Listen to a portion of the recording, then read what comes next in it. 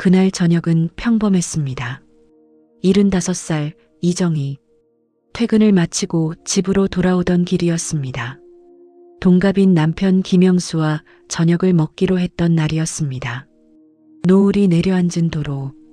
신호를 기다리던 순간 갑자기 달려온 차량 한 대가 그 모든 평범함을 부수었습니다. 음주운전이었습니다. 전화 한 통이 걸려왔습니다. 교통사고입니다. 보호자분 맞으시죠? 병원 응급실은 이상하게도 너무 밝았습니다. 의사는 차분하게 말했습니다. 현재 뇌사 상태입니다.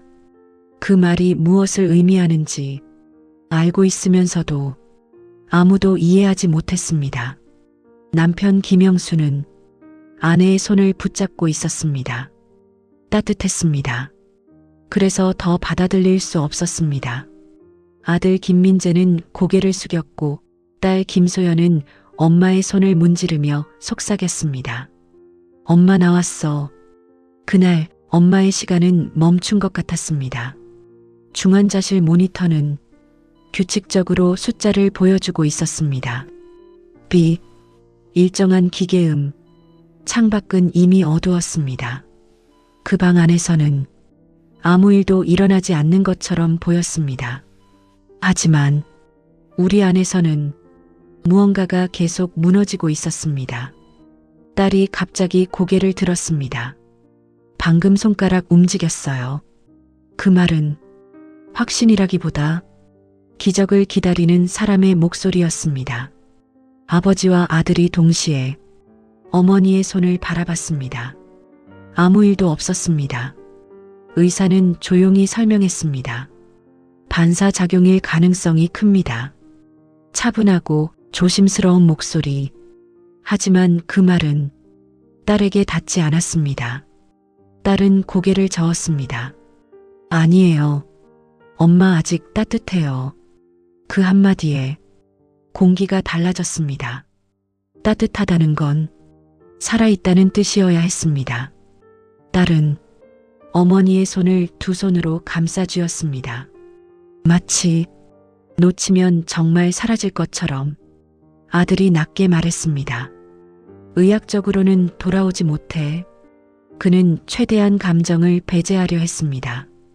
그래야 버틸 수 있을 것 같았기 때문입니다. 딸은 대답하지 않았습니다. 그저 엄마의 손을 더 세게 붙잡았습니다. 딸의 목소리가 떨렸습니다.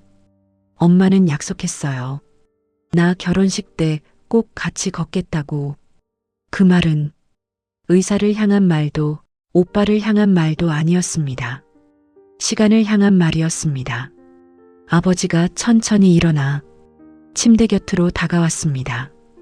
어머니의 이마를 쓰다듬었습니다. 아무 말도 하지 않았습니다.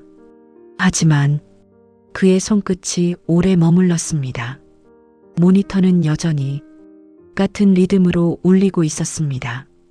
비, 비. 그 소리는 희망처럼 들리기도 했고 이별처럼 들리기도 했습니다. 딸은 여전히 어머니의 손을 잡고 있었습니다.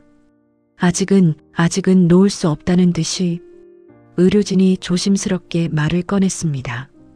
기증 등록이 되어 있습니다. 그 한 문장은 공기를 아주 천천히 갈라놓았습니다. 아무도 바로 대답하지 못했습니다.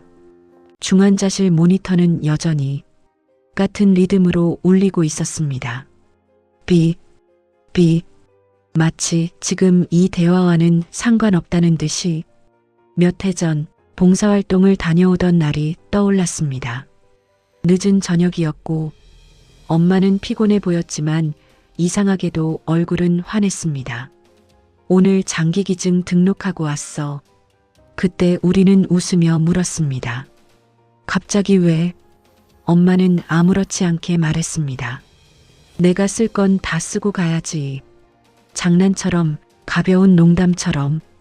그 말이 이렇게 무거워질 줄은 아무도 몰랐습니다. 현재로 돌아옵니다. 아들은 천천히 고개를 끄덕였습니다. 엄마 뜻이잖아. 그의 목소리는 낮았고 최대한 흔들리지 않으려 애쓰고 있었습니다. 딸은 바로 말했습니다. 싫어요. 짧은 정적. 그 한 단어가 방 안의 온도를 바꿔놓았습니다. 의료진은 아무 말도 하지 않았습니다. 아버지도 아들도 딸의 눈은 침대 위 엄마에게 고정되어 있었습니다. 엄마 아직 여기 있어요. 그 말은 울음이 아니었습니다. 부정이었습니다. 아들은 숨을 한번 고르고 말했습니다. 우리가 붙잡는다고 돌아오는 게 아니야. 현실을 말하는 사람이 가장 잔인해 보일 때가 있습니다. 딸의 손이 엄마의 손을 더 세게 감쌌습니다. 오빠는 왜 이렇게 빨라? 그건 비난이 아니었습니다. 그저 서운함이었습니다. 아들은 아무 말도 하지 못했습니다. 빠른 게 아니었습니다.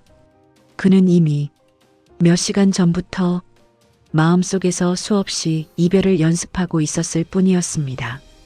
딸은 아직 연습을 시작하지 못했습니다. 엄마는 무서운 거 싫어했어. 딸이 말했습니다. 차가운 것도 싫어했고 병원 냄새도 싫어했어. 그 말은 기증이 싫다는 뜻이 아니었습니다. 엄마가 아프지 않았으면 좋겠다는 말이었습니다. 아버지가 천천히 입을 열었습니다. 엄마는 겁이 없었지. 그는 침대 곁으로 다가가 아내의 머리카락을 정리해 주었습니다. 남 돕는 일은 늘 먼저였어. 목소리가 아주 조금 갈라졌습니다. 딸의 눈에서 눈물이 조용히 떨어졌습니다. 그래도 지금은 엄마가 여기 있는데, 지금은 아직 따뜻한데. 아들은 눈을 감았다가 떴습니다. 우리 선택이 아니야. 엄마가 이미 해둔 선택이야. 딸은 대답하지 않았습니다. 그저 엄마의 손등에 얼굴을 묻었습니다. 엄마 나 아직 준비 안 됐어. 모니터 소리가 유난히 크게 들렸습니다. 비. 시간은 누구 편도 아니었습니다. 의료진이 다시 한번 조심스럽게 말했습니다. 결정은 가족분들께서 하셔야 합니다. 그 말은 남겨진 사람에게만 주어지는 문장이었습니다. 아버지가 깊게 숨을 들이마셨습니다. 그리고 딸의 어깨에 손을 올렸습니다. 조금만 생각해보자. 강요도 설득도 아니었습니다. 그저 함께 버티자는 말이었습니다. 딸은 고개를 숙인 채 엄마의 손을 놓지 않았습니다. 아들은 창밖을 바라봤습니다. 아무것도 보이지 않았습니다. 그저 어두웠습니다. 방 안에는 세 사람이 있었고 침대 위에는 한 사람이 있었고 결정은 아직 내려지지 않았습니다. 그 소리만이 계속되고 있었습니다. 의료진이 말했습니다. 결정은 오늘 안에 필요합니다.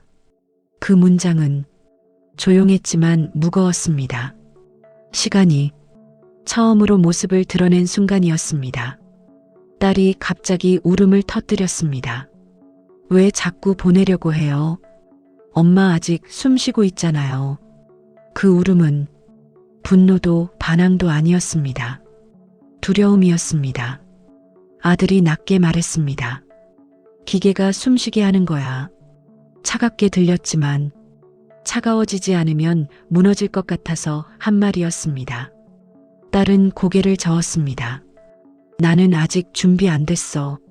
나는 아직 엄마랑 말 못했어. 그 방 안에서 가장 솔직한 말이었습니다. 준비되지 않은 사람에게 이별은 폭력처럼 느껴집니다. 딸은 침대 곁으로 다가가 엄마의 얼굴을 바라봤습니다. 엄마 나 아직 할 말 많단 말이야. 대답은 없었습니다. 모니터 소리만 규칙적으로 울리고 있었습니다. 아버지는 한참을 아무 말 없이 서 있었습니다. 아내를 바라보고 아이들을 바라보고 다시 아내를 바라봤습니다. 그리고 천천히 말했습니다. 정희는 평생 남 먼저 생각했어. 그의 목소리는 낮았지만 그 안에는 지난 세월이 담겨 있었습니다. 잠시 숨을 고르고 나도 솔직히 더 보고 싶다. 그 말에 모두가 멈췄습니다. 아버지는 늘 단단한 사람처럼 보였습니다. 하지만 그 순간만큼은 가장 솔직한 남편이었습니다. 그래도 정의 뜻대로 하자. 그 선택은 강한 결정이 아니라 가장 아픈 동의였습니다. 딸의 울음이 다시 터졌습니다. 완전히 납득한 건 아니었습니다. 이해한 것도 아니었습니다. 다만 사랑하기 때문에 엄마의 선택을 거부하지 못한 것이었습니다. 아들은 고개를 숙였습니다. 의료진이 서류를 내밀었습니다. 펜이 건네졌습니다. 딸의 손이 떨리고 있었습니다. 이름을 적는다는 건 보낸다는 뜻 같았습니다. 첫 글자를 쓰다 멈췄습니다. 눈물이 종이 위로 떨어졌습니다. 아버지가 조용히 딸의 손을 감쌌습니다. 같이 하자. 딸은 천천히 다시 펜을 움직였습니다. 정적 속에서 서명이 완성되었습니다. 모니터는 여전히 울리고 있었습니다. 삐, 삐. 하지만 그 소리는 이제 끝이 가까워지고 있다는 시간의 소리처럼 들렸습니다. 딸은 마지막으로 엄마의 손을 꼭 잡았습니다. 엄마 나 아직도 준비 안 됐어. 그 말은 끝내 사라지지 못한 아이의 마음이었습니다. 그날 밤 엄마의 장기는 9명에게 전해졌습니다. 다행이에요. 우리가 병원 복도를 걸어 나오던 시간 어디선가는 다행이다. 멈췄던 심장이 다시 뛰었고 어디선가는 한 아이가 부모 품으로 돌아갔습니다. 어둠 속에서 누군가는 울며 웃었고 누군가는 기적이라고 말했을지도 모릅니다. 새 생명을 얻은 가족들은 분명 행복해 보였을 것입니다. 하지만 그날 밤 우리의 집은 더없이 조용했습니다. 문을 열자마자 익숙한 냄새가 났습니다. 엄마가 쓰던 섬유유연제 냄새, 부엌의 밴 된장 냄새, 식탁 위에는 엄마가 미리 담가둔 김치가 있었습니다. 뚜껑을 열자 알맞게 익은 냄새가 올라왔습니다. 아들은 한참을 서 있다가 말없이 다시 덮었습니다. 딸은 그 자리에 주저앉았습니다. 엄마는 왜 이렇게 준비성이 좋아? 웃는 것 같았지만 눈은 젖어 있었습니다. 며칠 뒤 수혜자 가족의 감사 인사가 전해졌습니다. 편지에는 이렇게 적혀 있었습니다. 당신의 선택으로 우리 아이가 다시 웃습니다. 딸은 그 편지를 한참 동안 바라봤습니다. 글자가 선명했지만 마음은 복잡했습니다. 기쁘다고 해야 할지 더 울어야 할지 알 수 없었습니다. 한참 후 딸이 조용히 말했습니다. 엄마 나 아직도 조금 서운해. 잠시 침묵. 그 말은 원망이 아니었습니다. 너무 빨리 어른이 되어야 했던 아이의 솔직함이었습니다. 딸은 편지를 가슴에 안았습니다. 그래도 엄마답네. 그제야 아주 조금만 엄마의 선택이 이해되기 시작했습니다. 집은 여전히 조용했지만 어딘가에서는 엄마의 심장이 뛰고 있었습니다. 그리고 우리는 그 사실로 오늘을 버텼습니다. 조용히, 아주 조용히 시간이 흘렀습니다. 계절이 한번 바뀌고 집안의 공기도 조금 달라졌습니다. 시간이 흐른 만큼 슬픔도 흐려졌습니다. 거실 한쪽에 놓인 액자 속 봉사활동 사진 속 엄마는 여전히 환하게 웃고 있었습니다. 햇살을 정면으로 받으며 눈을 가늘게 뜬 채 웃고 있던 얼굴. 그 표정은 참 행복해 보였습니다. 그때는 몰랐습니다. 왜 그렇게 환하게 웃었는지, 왜 그 선택을 그토록 담담하게 말할 수 있었는지 이제야 조금 알 것 같았습니다. 엄마를 이해하기까지 우리에게는 시간이 필요했다는 걸, 붙잡고 싶었던 시간, 부정하고 싶었던 순간들, 서운함과 원망까지 지나서야 비로소 엄마의 마음이 보이기 시작했습니다. 엄마의 시간은 멈춘 게 아니라 흘러가고 있었습니다. 어디선가 뛰는 심장처럼 누군가의 하루 속에서 조용히 이어지고 있었습니다. 그리고 오늘 남은 우리도 이제야 조금 웃습니다. 완전히 괜찮아진 건 아니지만 그래도 조금은 엄마가 좋아하던 그 웃음처럼 아주 조금 천천히